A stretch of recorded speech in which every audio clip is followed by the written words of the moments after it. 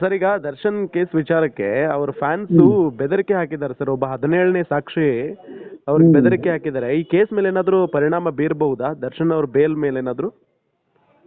ನೋಡಿ, ಸಹಜವಾಗಿ ಯಾವುದೇ ಡ್ಯೂರಿಂಗ್ ಕೇಸ್ ಪೆಂಡಿಂಗ್ ಇರ್ಬೇಕಾದ್ರೆ ಯಾವುದೇ ವ್ಯಕ್ತಿಗಳನ್ನ ಸಾಕ್ಷಿಗಳನ್ನ ಬೆದರಿಸುವಂತ ಕಾರ್ಯಕ್ರಮಗಳು ಮಾಡಿದ್ರೆ ಖಂಡಿತ ಏನು ಅಕ್ಯೂಸ್ಡ್ ಕಡೆಯಿಂದ ಯಾರಾದ್ರೂ ಸಾಕ್ಷಿಗಳನ್ನ ಬೆದರಿಸಿದ್ರೆ ಖಂಡಿತವಾಗ್ಲೂ ಅದಕ್ಕೆ ಕೇಸಿನ ಮೇಲೆ ಕೆಟ್ಟ ಪರಿಣಾಮ ಬೀರ್ತದೆ. ಅಕ್ಯೂಸ್ಡ್ಗೂ ತೊಂದರೆ ಆಗ್ತದೆ, ಅದನ್ನ ಎರಡು ಮಾತಿಲ್ಲ. ಓಕೆ.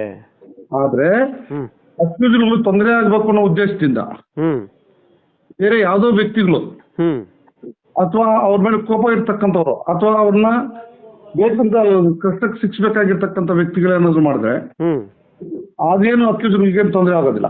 ಓಕೆ. ಅವ್ರ ಮೇಲೆ ಪ್ರತ್ಯೇಕವಾಗಿರ್ತಕ್ಕಂಥ ಕೇಸನ್ನ ರಿಜಿಸ್ಟರ್ ಮಾಡಿದ್ರು ಅವ್ರ ವಿರುದ್ಧ ತನಿಖೆಯನ್ನು ಕ್ರಮ ಕೈಗೊಳ್ಬಹುದು. ಹಾಗಾಗಿ ಇವನ್ ಕೋರ್ಟ್ ಗಮನಕ್ಕೆ ತಂದಾಗ ಕೋರ್ಟ್ ಸಹ ಇನ್ವೆಸ್ಟಿಗೇಷನ್ಗೆ ಆರ್ಡರ್ ಮಾಡಬಹುದು, ಇನ್ವೆಸ್ಟಿಗೇಷನ್ ಮಾಡಬಹುದು ಮತ್ತು ಕೋರ್ಟೇ ಕಾಗ್ನಿಸೆನ್ಸ್ ತಗೋಬಹುದು. ಇವೆಲ್ಲ ಅವಕಾಶ ಇದೆ. ಓಕೆ. ಸೊ ಹಾಗಾಗಿ ಈ ಒಂದು ರೀತಿಯ ಸಾಕ್ಷಿಗಳನ್ನ ನಾಶ ಮಾಡುವಂತ ಪ್ರಯತ್ನ, ಸಾಕ್ಷಿಗಳನ್ನ ಬೆದರಿಸುವಂತ ಪ್ರಯತ್ನ ಇವೆಲ್ಲ ಇದಾವಲ್ಲ, ಇವೆಲ್ಲ most dangerous to the present accused person. Yes sir. ಈಗ ಬೆದರಿಕೆ ಹಾಕಿರೋದು ಒಬ್ಬ ಸಾಕ್ಷಿಗೆ, ಜೊತೆಗೆ ಇವ್ರೇನೋ ಪೊಲೀಸ್ನವ್ರ ಮುಂದೆ ಒಪ್ಕೊಂಡಿದಾರಂತೆ. ಜೊತೆಗೆ ಇವರು ದರ್ಶನ್ನ ಕಟ್ಟ ಶಿಷ್ಯ, ಜೊತೆಗೆ ದರ್ಶನ್ ಒಂದು ಫ್ಯಾನ್ ಪೇಜ್ ಇದೆ ಸರ್, ಅದರ ಅಡ್ಮಿನ್ ಇವನು ಪುನೀತ್ ಗೌಡ ಅಂತ. ಸೊ ಅವರೇ ಬೆದರಿಕೆ ಹಾಕಿರೋದು ಸಾಕ್ಷಿಗೆ. ನಮ್ಮ ಬಾಸು ಈ ತರ ಕಷ್ಟ ಪಡೋದನ್ನ ನೋಡೋದಕ್ಕೆ ಆಗ್ತಿಲ್ಲ ನಮ್ಗೆ, ಹಂಗಾಗಿ ನಾವು ಈ ತರ ಮಾಡಿದ್ವಿ ಅಂತ ಹೇಳಿಕೆ ಕೊಟ್ಟಿದಾರಂತೆ ಪೊಲೀಸ್ನವ್ರ ಮುಂದೆ. ನೋಡಿ, ದುರಂತ ಅಂದ್ರೆ ಈ ತರ ತರಲೆಗಳಿಂದನೇ ಇವತ್ತಿನ ದಿವಸ ಸಿಕ್ಕಾಕೊಂಡಿರ್ತಕ್ಕಂಥ ದರ್ಶನ್. ಹೌದು. ಈ ರೀತಿಯಾಗಿ ತರಲೆ ಕೆಲಸ ಮಾಡೋದ್ರಿಂದನೇ ದರ್ಶನ್ ಸಿಕ್ಕಾಕುವಂತ ಪರಿಸ್ಥಿತಿ ಬಂತು. ನಿಜ. ದರ್ಶನ್ ಈ ತರ ಸವಾಸಗಳು ಕಡಿಮೆ ಮಾಡ್ಬೇಕಾಗಿತ್ತು. ಅಟ್ಲೀಸ್ಟ್ ಇವನ್ ಆಫ್ಟರ್ ಈ ಕೇಸ್ ರಿಜಿಸ್ಟರ್ ಆದ್ಮೇಲೆ ಅದನ್ನು ಸಹ ದರ್ಶನ್ ಈ ತರದವ್ರನ್ನ ಸ್ವಲ್ಪ ಎಚ್ಚರಿಕೆ ಕೊಡ್ಬೇಕು, ಒಂದು ಹೇಳ್ಬಿಡ್ಬೇಕು ಇವ್ರಿಗೆಲ್ಲ ಈ ತರ ನನ್ನ ಕೇಸಿನ ವಿಷಯದಲ್ಲಿ ಯಾರು ಇಂಟರ್ವ್ಯೂ ಮಾಡ್ಬೇಡಪ್ಪ, ನನ್ಗೆ ತೊಂದರೆ ಆಗತ್ತೆ ಅಂತಕ್ಕಂಥ ಮಾತನ್ನ ಅದನ್ನ ಹೇಳಿಸ್ಬೇಕು. ಅದರಿಂದ ಅಂದ್ರೆ ದೂರ ಇಡಬೇಕಾಗಿತ್ತು ಅಂತ. ದೂರ ಇಡಬೇಕು ಮತ್ತು ಅದನ್ನ ಹೇಳ್ಬೇಕು ಸಾರ್ವಜನಿಕವಾಗಿ. ಒಂದ್ ಮಾತು, ಒಂದು ಪ್ರೆಸ್ ನೋಟ್ ಅನ್ನು ರಿಲೀಸ್ ಮಾಡ್ಬೇಕು, ಜೈಲಿಂದಾನೆ ಪ್ರೆಸ್ ನೋಟ್ ಅನ್ನು ರಿಲೀಸ್ ಮಾಡ್ಬೇಕು. ಈ ತರ ಯಾವುದೇ ಕಾರಣಕ್ಕೂ ನನ್ಗೆ ನೀವ್ ಯಾರಾದ್ರೂ ಈ ತರ ಮಾಡಿದ್ರೆ ನಾನು ಜವಾಬ್ದಾರ, ನೀವೇ ವೈಯಕ್ತಿಕವಾಗಿ ಜವಾಬ್ದಾರ ಆಗ್ತೀರಿ ಅಂತಕ್ಕಂಥ ಮಾತನ್ನ ಹೇಳ್ಬಿಡ್ಬೇಕಾಗ್ತದೆ. ಒಂದು ಎರಡನೇದು, ಇವ್ರು ತೊಂದರೆ ಕೊಡೋ ಉದ್ದೇಶದಿಂದ ಈ ತರ ಕೆಲ ವ್ಯಕ್ತಿಗಳು ಇರ್ತಾರೆ. ಸೊ ನಾವು ದರ್ಶನ್ ಫ್ಯಾನ್ಸ್ ಅಂತ ಹೇಳ್ಕೊಂಡು ಅವರೇ ತೊಂದರೆ ಕೊಡ್ಬೇಕು ಅಂತ ಅಥವಾ ಅವ್ರಿಗೆ ಆಶಾಕಾಂಕ್ಷೆಗಳು ಪ್ರಲೋಭಗಳು ಒಳಗಾಗಿಸಿ ಈ ತರ ಸ್ಟೇಟ್ಮೆಂಟ್ ಹೇಳ್ರಿ ಅಂತ ಹೇಳಿ ಆ ತರ ಹೇಳ್ಸಿರ್ಬೋದು. ಬಟ್ ನಿಜವಾಗ್ಲೂ ಅದನ್ನ ಫ್ಯಾನ್ಸ್ ಆಗಿದ್ರೆ ಅವರು ಅವ್ರು ತೊಂದರೆ ಮಾಡುವಂತ ಕೆಲ್ಸಗಳು ಯಾಕೆ ಮಾಡ್ತಾರೆ? ಹಾಗಾಗಿ ಎಲ್ಲೋ ಒಂದ್ ಕಡೆ ಈ ತರ ಡೌಟ್ ಇದೆ. ಅದು ಬಹಳ ಗಂಭೀರವಾಗಿ ತೆಗೆದುಕೋಬೇಕಾಗುತ್ತದೆ, ದರ್ಶನ ತಗೋಬೇಕಾಗುತ್ತೆ. ಹಾಗಾಗಿ ಇಂಥವ್ರನ್ನೆಲ್ಲ ಸ್ವಲ್ಪ ದೂರ ಇಡೋದು ಸೂಕ್ತ ಅಂತ ನನ್ನ ಅಭಿಪ್ರಾಯ.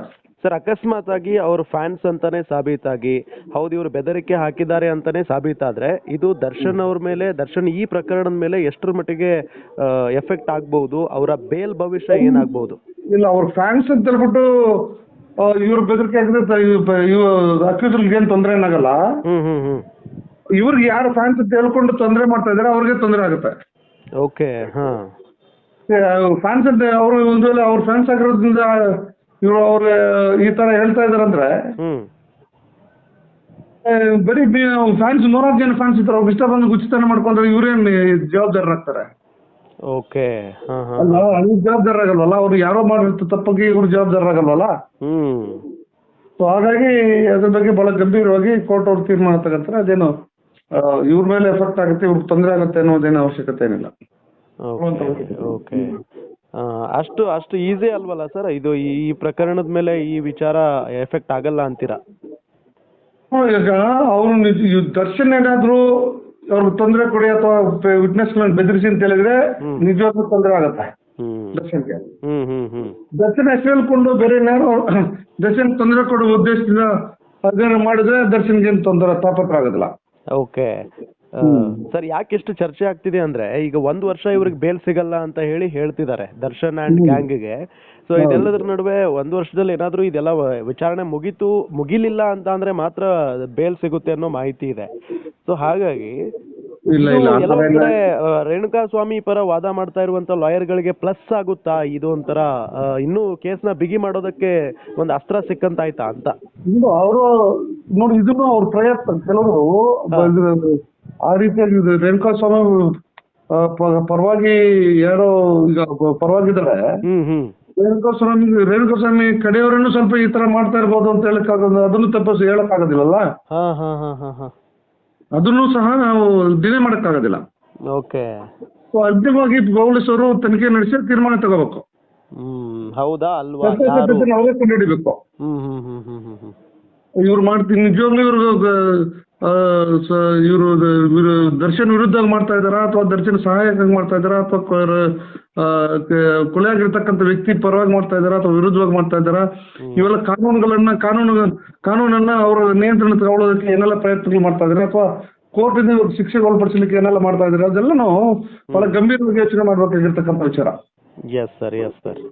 ಸೊ ಫೈನಲಿ ಗಂಭೀರವಾಗಿ ತೀರ್ಮಾನ ಮಾಡಬೇಕು. Yes sir. ಫೈನಲಿ ಅದೇ ಈಗ ಎಲ್ಲ ಏನು ಪೊಲೀಸ್ನವ್ರ ತನಿಖೆ ಮೇಲೇನೆ ಒಂದು ನಿರ್ಧಾರಕ್ಕೆ ಬರಬೇಕಾಗುತ್ತೆ ಕೋರ್ಟ್. ನಿರ್ಧಾರಕ್ಕೆ ಬರಬೇಕು. ಹೌದು, ನಿಜವಾಗ್ಲೂ ಇವರು ಅವನ ಅಭಿಮಾನದ ಮೇಲೆ ಮಾಡಿದಾರಾ, ದರ್ಶನ್ ಅಭಿಮಾನದ ಮೇಲೆ ಮಾಡಿದಾರ ಅಥವಾ ನಿಜವಾಗ್ಲೂ ಸಹ ಇಲ್ಲ ಅಂದ್ರೆ ಇವರು ಸಹಾಯಕ ಏನಾದ್ರು ಯಾರು ಸಹಾಯ ಮಾಡ್ಲಿಕ್ಕೆ ಕೊಲೆ ಆಗಿರ್ತಕ್ಕಂಥ ವ್ಯಕ್ತಿ ಪರವಾಗಿ ಅವ್ರಿಗೇನು ಸಹಾಯ ಮಾಡ್ಲಿಕ್ಕೆ ಯಾರಾದ್ರೂ ಮಾಡಿದಾರಾ ಅಥವಾ ಇದ್ರ ಮೇಲೆ ಕೋಪ ಇಟ್ಕೊಂಡು ಏನಾದ್ರು ಮಾಡಿದಾರಾ, ಎಲ್ಲರೂ ಸಹ ತನಿಖೆ ಮಾಡ್ಬೇಕಾಗ್ತದೆ. ಓಕೆ ಗೊತ್ತಾಗಬೇಕು ಸರ್. ಫೈನಲಿ ಈಗ ಹೌದು ದರ್ಶನ್ ಹೇಳಿರಲ್ಲ, ದರ್ಶನ್ ಅವರೇ ಹೇಳಿರಲ್ಲ ಈ ರೀತಿಯಾಗಿ ಮಾಡಿ ಅಂತ. ಬಟ್ ಅಕಸ್ಮಾತ್ ಆಗಿ ಈ ಹುಡುಗರು ದರ್ಶನ್ ಫ್ಯಾನ್ಸ್ ಅಂತ ರುಜುವಾತಾದ್ರೆ, ಅವರು ಬೇಕು ಅಂತಾನೆ ಹೋಗಿ ಆವಾಜ್ ಹಾಕಿದ್ರೆ ಅಥವಾ ಬೆದರಿಕೆ ಹಾಕಿದ್ರೆ ಇದು ಆ ಕೇಸ್ ಮೇಲೆ ಏನು ಪರಿಣಾಮ ಬೀರಲ್ಲ, ದರ್ಶನ್ ಅವ್ರ ಮೇಲೆ ಏನು ಪರಿಣಾಮ ಬೀರಲ್ಲ. ಬಟ್ ಅವ್ರಿಗೆ ಯಾರು ಮಾಡಿದಾರೋ ಅವ್ರಿಗೆ ಮಾತ್ರ ತೊಂದರೆ ಆಗ್ತದೆ. ಓಕೆ. ದರ್ಶನ್ ಮೇಲೆ ಪರಿಣಾಮ ಬೀರಲ್ಲ. ಇದು ದರ್ಶನ್ ಏನ್ ಹೇಳಿದ್ರೆ ಬೇರೆ ವಿಚಾರ, ದರ್ಶನ್ ಏನ್ ಹೇಳಿಲ್ಲಲ್ಲ. ಹೌದು. ಅವ್ರು ಯಾಕೆ ಅವ್ರ ಕಷ್ಟದಲ್ಲಿ ಇದಾರೆ ಮೊದ್ಲೇ. ನಿಜ. Yes sir. ಪರಿಣಾಮ ಏನ್ ಬೀರಲ್ಲ.